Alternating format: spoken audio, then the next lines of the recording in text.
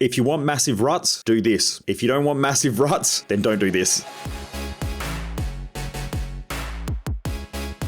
Hey everyone, welcome back to another episode of The Underestimated Entrepreneur. If you don't know who I am, I'm Michael Mojo. I'm the owner of Mojo Human Performance Institute. We focus on business, mindset, and lifestyle hacking for driven mofos. The reason why I do these episodes is because most people waste their life and I just don't want you to be one of them. So if you don't want to have massive mental and emotional ruts and beat the shit out of yourself and go around in circles and feel like crap and torture yourself inside of your own brain, then you need to be aware of this one massive pattern that normally keeps most people moving towards that direction of their next rut, and they don't even realize it. Now, I realized this years ago when, first things first, when I was younger, like I was mental in my own head, I mean mentally like crazy. I used to beat the shit out of myself, tell myself how crap I was. I hated myself. At the age of around 15, I was ready to end my life, and I was pretty mentally destructive. And then what ended up happening was I ended up starting listening to some audio products, and those audio products were talking about being grateful, having gratitude. I started watching things like The Secret, and I thought, wow, I can control my own mindset and I can get on top of this stuff, and it's really important, which 100% it is. In fact, it's the most important thing you'll ever do, which is normally weird because most people don't really invest in their mindset, which is fucking crazy considering it's the biggest thing that'll fuck up your life or create a great life, yet it's like the least invested thing that people even think about. People spend more money on their depreciating car than they will on their mindset, and they wonder why their life's fucked. This is how most people operate. But what I ended up finding was that the more and more I went to these motivation events, the more I'd feel wicked, and I would love them because I'd get all jacked up and amped up and fist pump the air, and I'd be going crazy, and for a couple of weeks after, I'm feeling amazing, like, yes, I'm going to take over the world and I'm super productive. And then all of a sudden I go through this huge stage of burnout. I beat the shit out of myself. I feel guilty. I hate myself. I'm not achieving anything. I don't know why I'm getting anywhere in life. And then I would come back out of that and I would go to my next motivation event. I would read my next motivation book. I would get all jacked up again, and off I would go back into this cycle. And what I didn't realize was that the more I was chasing my highs of being emotionally high, which I called motivation, and that's, there's a massive difference between motivation and inspiration. Being inspired is doing things that have both pleasure and pain. So I love working and I'm inspired to work because I love what I do. And that normally comes with both pleasure and pain. Most of my days are quite challenging, but most of my days are quite rewarding. And so those two things counterbalance themselves. When you're a parent, you'll know that your kids are your dream and your nightmare at the same time, but that's why you love being a parent and why you love your kids, and you'll be inspired to be a parent if that's the case. If you look at one side and you go, my kids should always be happy, my kids should always be nice, my kids should always be kind, then you'll feel like shit and you'll keep going through ruts and you'll beat yourself up and feel like a bad parent because of this idea or this attachment that you have of everything being perfect all the time. Now, that same thing happens when we're motivated. When we try to be super motivated all the time, you eventually burn out because you've got an exaggeration of your energy levels at a heightened state. And most people do that because of fear and because of pain. There's a psychological response that happens that when we're in pain, we seek pleasure. And when we're in fear, we try to seek the avoidance of that fear by doing things that either make us excited or things that give us pleasure, or we just, we'll do things that tend to make us forget about the fear or whatever it is. Now, that's how most of society live. And so it seems normal to everybody to be like that, but it's not normal. And I think that the majority of the mental health issues that we see now that are expressed from most people and seem to be plastered all across social media are normally because of these false ideals that people have around the way that life should be, and that they should be motivated all the time, they should be happy all the time, that people should accept each other, that everyone should get along, that people should be kind, that we should be nice all the time, that we should just be able to make money, we should be productive all the time. All of those things will fuck you up mentally and throw you in your next rut. Most people don't realize that the reason why they have ruts is because of the peaks that they keep chasing. Remember, you can't have a high without having a low. And when you're low, most people just crave the next high and they go, well, everything will be better when all this stuff happens. And so they chase their next high, not realizing that it's going to lead to their next low. And so they keep going through this thing called a vicious cycle. And those vicious cycles are cycles that keep repeating themselves that they can't figure out why they happen. But they're pretty obvious when you understand human behavior. And when you understand some pretty solid sciences, you understand that you can't have a positive without a negative and a negative without a positive. And in fact, if you're in front of a computer right now and you're watching this online or you're listening to it, just type in what is the net charge of the universe and you'll see that it's zero. Now, if that means that there is no positive or negative net charge in the universe, it means that everything balances itself out in as far as a charge state. I won't get into the physics of this, but it essentially means that neutralization is happening whether we like it or not. And so if we think that this highly energetic state that we want to be in consistently because we feel good about it, that attachment to feeling good and highly energized is going to make us burn out and feel like shit. And so we get the counter production of that. And so chasing things that we perceive are pleasurable will always lead to pain, and that pain will make us crave pleasure again. A little while ago, I was working with a group of people and I was talking about this, and it had to do a lot with eating. They asked me to come in and do a talk around human behavior and human psychology and vicious eating cycles and vicious eating patterns. And I said it's the craving or the thought process of trying to be good all the time that fucks up your diet. When you realize that you just eat things and if you stick under a certain amount of calories or whatever, you'll be fine. Or if you need to increase your calories, you'll be fine. But when you think that there are good and bad foods and you go, I'm just going to eat really, really good, eventually you'll go through a massive binge eating cycle because it has to balance itself back out. That's why if you also have a massive deficit of calories, you'll eventually have a surplus of calories. And that's why you have feast and famine cycles. So the famine is where you starve yourself or when you eat low amounts of calories, and then you'll go through this feast cycle where you'll binge eat. And I used to go through those cycles as well, especially when I was working in the gym, because of those things. They balance themselves out. So if we're not aware of these patterns of behavior where we keep chasing after this ideal or this idea of being motivated all the time, you won't realize that your lack of motivation is normally directly correlated to your ability to overwork yourself or your ability to be hyperactive,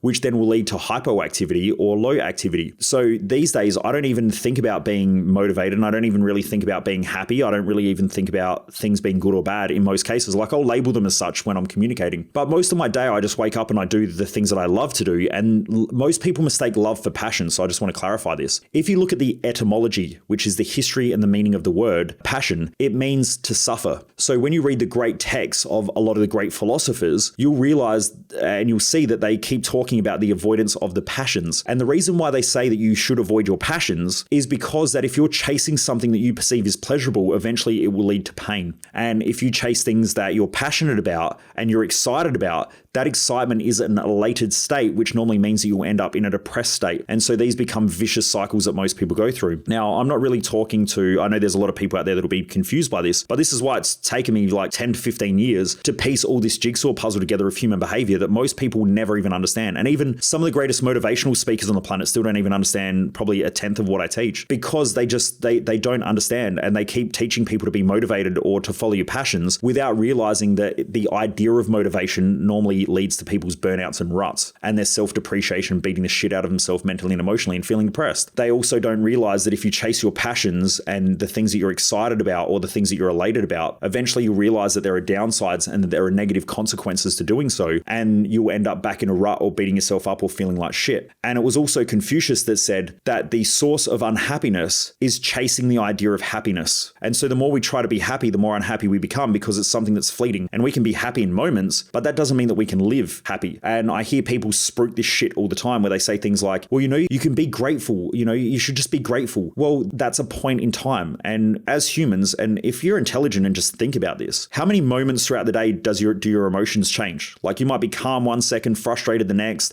upset the next, you get your coffee, then you're happy, then you're energetic, then you start feeling tired. And so our emotions, like if you jotted down every second, and try this, just try it, go through an hour and every, 10 minutes, set a beeper on your phone, or even every 5 minutes, and just write down how you're feeling that moment in one word. So 5 minutes, beep, and you go calm. 5 minutes later, beep, okay, I'm stressed, beep, enthusiastic, beep, feeling flat. You realize that your whole day is this up and down of emotions. There is no one stable emotion the whole day. So in order to think that you should be grateful, that's saying that grateful is a state that you need to live in, and it's not possible. Just like being inspired isn't a state that you can be in, you'll have multiple moments of the day where you might be inspired, but you'll have so many other moments as well where you have different emotional states. If you base your life on those emotional states and thinking that you should just be one emotional state, you will fuck up your life, because you'll realize that you can never ever do that. And this is why a lot of people get depressed and a lot of people get sad. From what I've seen and from my experience working with a lot of people, is that so many people base their life on ideas or ideals that are just fucking stupid, because they've never really thought about them. And thinking that you should be motivated all the time is ridiculous. And I used to think that, I was that core, like, you need to be motivated, get all pumped up, fist pump the air, woo. And I would, I would even tell people that that's what they should do, until I realized that I was burning out all the time, that I was beating the shit out of myself, that I hated myself, that I was going through these huge emotional ruts, that, I would go through these binge eating cycles, that I would avoid doing work, that I would procrastinate a lot, that I would self-sabotage. And all of these things were directly correlated to this idea that I needed to be motivated all the time, that I always needed to be productive, I needed to be doing everything. I wanted to achieve these massive goals, and I got to go hard, and I got to work hard, and I got to push hard. But they have their polarity. So that's one side of the equation. The other side is that if you work hard, you need to rest hard. If you're productive for an extended period of time, you normally need time to think through things. So you'll need time away from doing that. Now, that all might be productive and moving towards something, but you can't just be one-sided all the time. If you're happy, you will be unhappy. Like, there are times that happens. And the high, the low, the low. So the most depressed people that I consistently have seen throughout my experience in coaching and, working with tens of thousands of people who've come to our events over the last 15 or so years, and even when I was a personal trainer working in that industry, the most depressed people that I would ever come across would live with ideals. And those ideals were the idealistic life. I should be happy all the time. Things should be easy. Life shouldn't be that hard. Everyone should support me. People should be kind to me. People should be kind to each other. The world should be peaceful. All of these fucking ideas that were so stupid that you ask them, when in history has there ever been peace on earth? And they go, well, I don't know. And I go, well, how can you even think that that's possible if you've never even researched it? And they go, well, that's a good point. And I go, well, tell me, what does happiness look like? And they're like, well, everything should just work out all the time. And I'm like, who do you know who everything works out all the time? They're like, nobody. And I go, okay, well, so what makes you think that it's possible? And they're like, well, it just should be. And I'm like, okay, you keep believing that shit, but you just keep being depressed and beating the crap out of yourself and fucking hating life. Like, that's probably the best case scenario that you're ever going to get to unless you change that. And I think that a lot of our pain and a lot of our suffering comes from us having to break the addictions that we have to ideals that don't work for us anymore. It's just hard. It's hard to do that because you need to be intelligent and question yourself. And sometimes it can be a bit mind shattering when you've got to question things that you've believed in for so long. And that's why I think that people who want to grow and who want to learn and who want to expand their way of thinking, they're highly courageous. I don't think the smartest people always come to my events, although we do get some smart people. And I don't think the best business owners or the most intelligent business owners come to my events. But what I know is that the majority of them are fairly courageous. In fact, I would say that a lot of them are courageous because they've got to look in the mirror and go, things aren't working, or I'm not getting the results that I want, or, I'm not feeling the way that I want to feel about life. And so something's got to change. And so they tend to be more courageous than those who just keep going, I'll figure it out one day. I'll work it all out. I can do it all myself. And they just keep repeating the same patterns over and over and over again. And it keeps them stuck. They just don't even realize it. I've met people before that are worth hundreds of millions of dollars and are some of the most fucking miserable people that I've ever met. And I look at them and I go, man, you don't know what you're missing out on in life by just being the way that you are and by not being open to changing and thinking that you've got all the answers. And you might be good at business, but like being up to your fifth marriage and having kids that don't talk to you anymore and being, 50 or 60 or 70 kilos overweight with heart disease and diabetes and all that shit. Like, this stuff ain't working for you. But I've said this before in other podcasts, most people don't think, they think. And so they just don't correlate these things, or they don't have time to think about it. And it's not their fault. Like, no, this is no one's fault at all. And I don't want anyone to think on any of my podcasts that I'm blaming people, or it's just that, we all go through cycles. And I hope that for those of you who are listening to these episodes, that hopefully they're making you question things and ask better questions and think through things differently. Because if we don't challenge our thinking, we can just become stuck in our thinking. And, there are just so many people in our society who get stuck, and some of them are professionals. I speak to a lot of professionals in different fields who are stuck on ideas that don't work, yet they just never question them because the majority of their industry don't think either. And there are some really great examples of this, and I see this in the mental health space all the fucking time, like almost every day, where people in the mental health space are spruiking ideas that they've never even thought about. Like the whole idea of positive thinking. If you just do a little bit of research into other fields of science, you realize that a positive charge attracts a negative charge in order to stabilize. Now, if you want a stable life, you need to have stable thinking.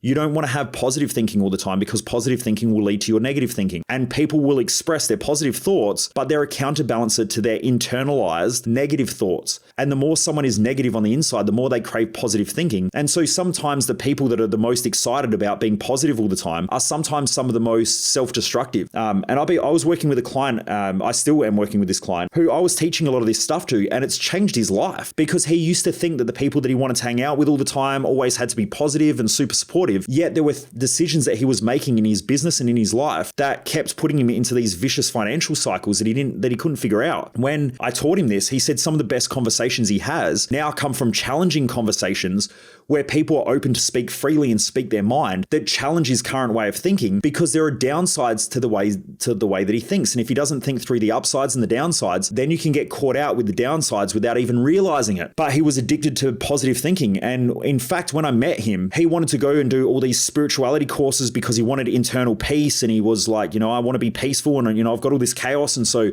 I just need to get on top of it. And so, I need to go and meditate, and I was like, dude, this is fucking stupid. This is crazy. Like, all that's going to happen is you are going to try and be peaceful at the expense of your own mental health. And I said, I've met many, many people who spend the majority of their life meditating, going to spirituality workshops, doing all this shit, trying to create internal peace. And all it does is it makes them more stressed, more frustrated. They become these crazy fucking conspiracy theorists. And by the way, no crack at conspiracies, because I think there can be truth in some of them. But when you're crazy and erratic, you won't be able to see the truth anyway, because you over amplify just shit, and you'll start seeing things that aren't even there. You'll create false positives. We'll get into that in another story. But this idea of needing internal peace, like, who said you need internal peace? There is times of peace and there are times of war, and you'll have both of inside your own mind, and you'll go through those stages. Like, I have days where I'm very peaceful and calm and focused, where I'm really clear on what I need to do, and then I have other days where I'm off track and I don't know what's going on and my mind's chaotic. But what it teaches me is to go back and do the work, do my own mental work, go back and get clear on things, to make sure that I'm understanding the objectives I'm trying to achieve, to make sure that I'm aligned with my values and my mission and my core purpose in life, and get back to it. And so we go through those stages and we move in and out of being peaceful and at war with ourselves in our own head. We've all probably seen this. I don't know if you've ever seen someone who goes to like all these spirituality workshops and they preach peace and they preach all this inner calmness and all this shit. And then all that happens is they then get on social media and say that the government's controlling everybody, that they're being manipulated, that there's all this conspiracy that, it's the government trying to crush people and control people, and it's the big banks that are doing everything, and it's big corporate business that are destroying the world. Let's be honest. They aren't that fucking peaceful. In fact, the world that they see is not peaceful at all. They're at consistent war with themselves and also the world that they see. Both of those two things are happening inside their head, yet they preach peace, and they go and burn incense and sit around with all their friends who meditate and make no fucking money and have no impact on the world, because they all talk about peace, but they sure as shit aren't doing anything to change anything in society in most cases. Now, that's not everybody. There are some out there who are doing this. But even if you go and read work from the great spiritual leaders like the Dalai Lama and so on, he jokes about this stuff, where he'll talk about some of these ideas and he breaks them apart, and he can be quite humorous. And I've even heard him make some pretty vulgar and grotesque jokes, which I laugh at because he's quite a funny guy. Now, he's just a human having a human experience. He's not walking on water or anything like that. He's a person. But a lot of people create these ideals around life, which then screw them up. So I think that this is, the perfect opportunity to hopefully make you think about whether these ideals are causing your ruts, are causing you to self-depreciate. I have a lot of people who come to me and they say, Michael, I'm not where I want to be in life. And I go, well, how does that make you feel? And they go, well, like shit. And I go, okay, well, where should you be? And they're like, well, I should be making millions of dollars. And, I'm fucking 22 and I haven't bought a house yet, and I'm not married and I don't have kids, and I'm not a squillionaire yet, and I haven't got a Ferrari and I haven't got a helicopter. And I'm like, dude, you must feel like shit. And they're like, yeah, I do. I hate it. I should be there. And I'm like, well, why? Why should you be there? What gave you the thought that that's where you should be? Like, it's just, these are imposed ideas that we create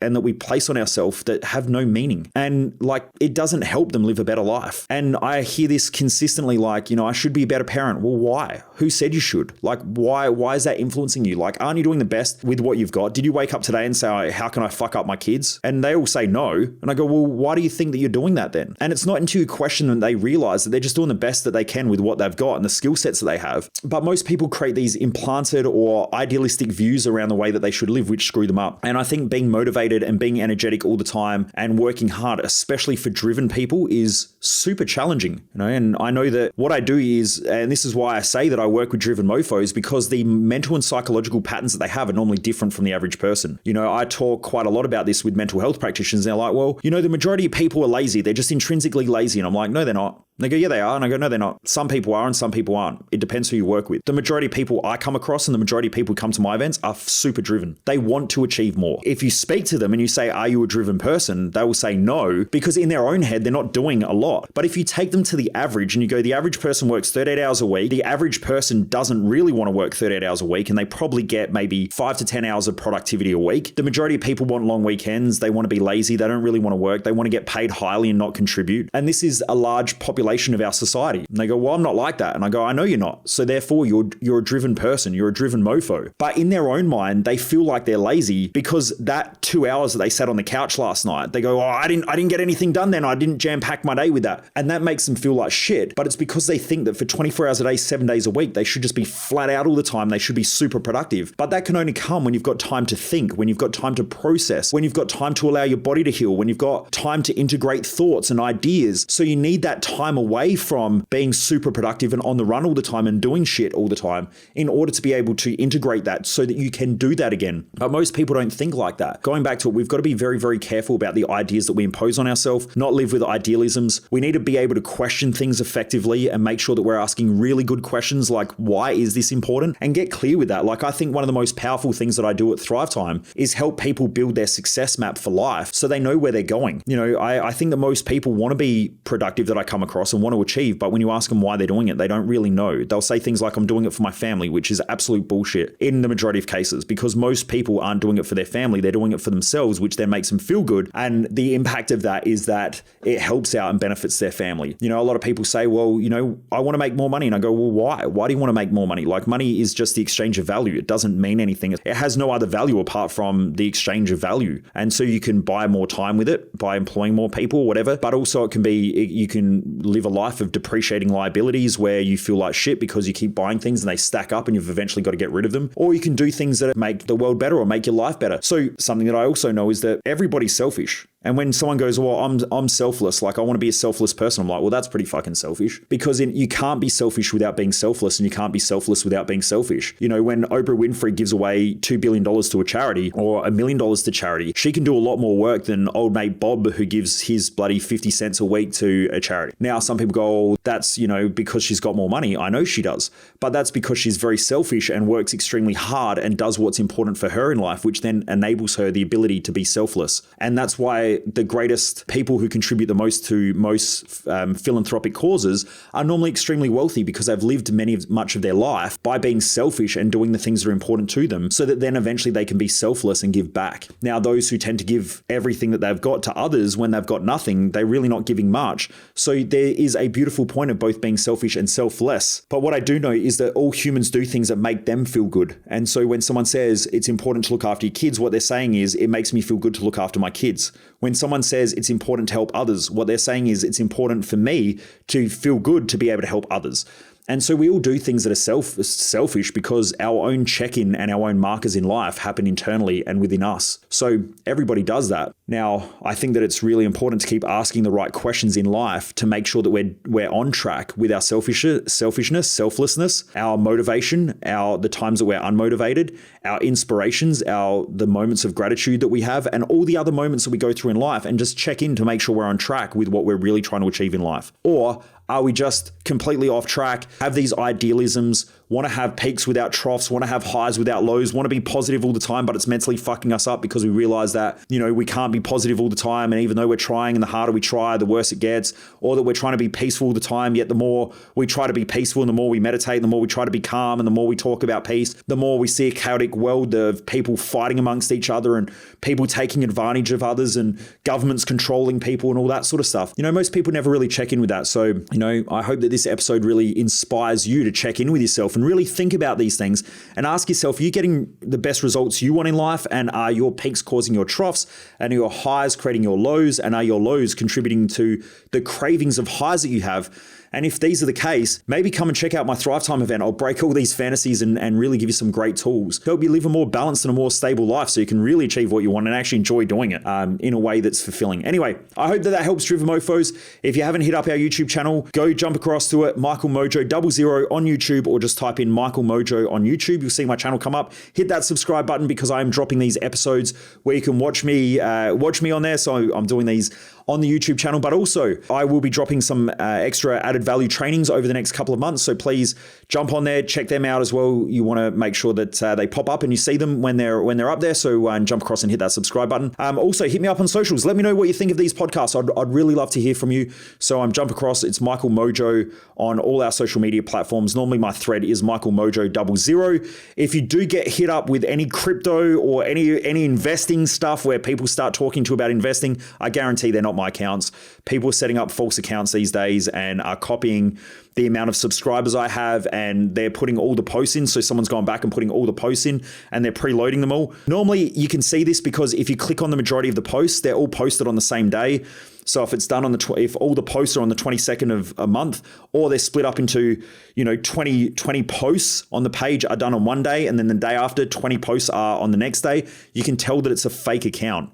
And so I've been trying to teach people about this because I do get hit up most days and someone will say, hey Mojo, I keep getting these things about crypto and it doesn't sound like you. And I'm like, it's because it's not me. So please report if the page is hitting you up about crypto or trading shit like foreign exchange trading or any of that sort of stuff, or trying to sell you stuff. Please just report them. But yeah, I'm Michael Mojo 00 on any of our social media platforms apart from Instagram. And it's just the zeros and O's are switched around. But if you just type in Michael Mojo in there, you'll see the page and just hit the subscribe button or the follow button.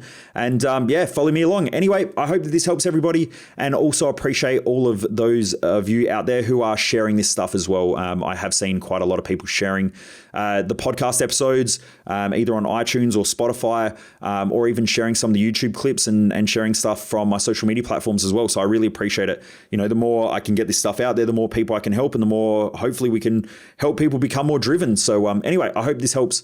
Never underestimate the dream, driven mofos.